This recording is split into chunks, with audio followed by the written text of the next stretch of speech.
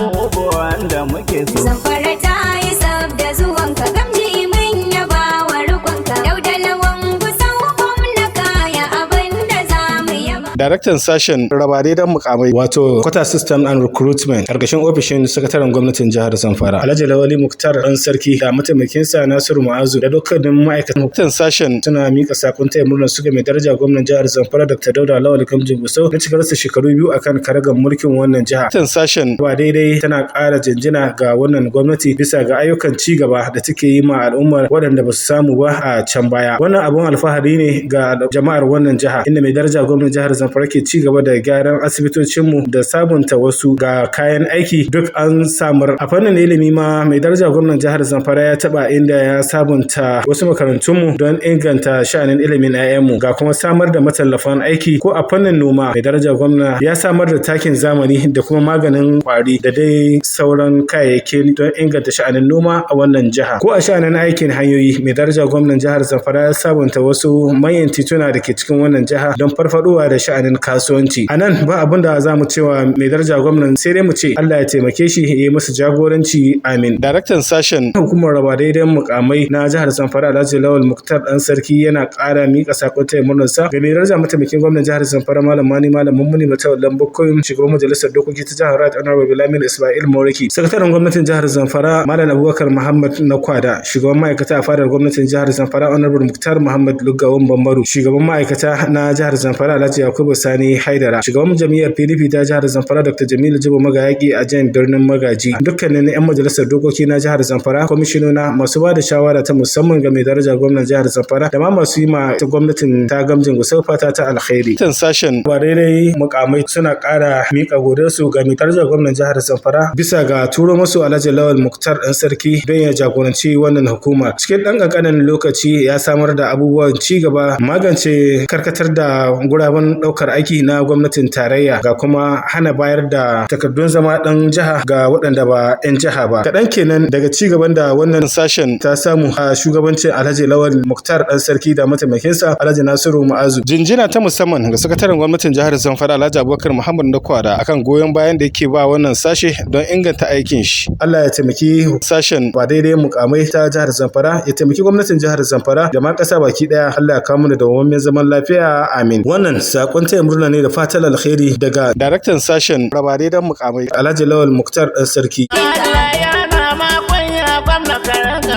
abubuwan da muke so. Zamfara ta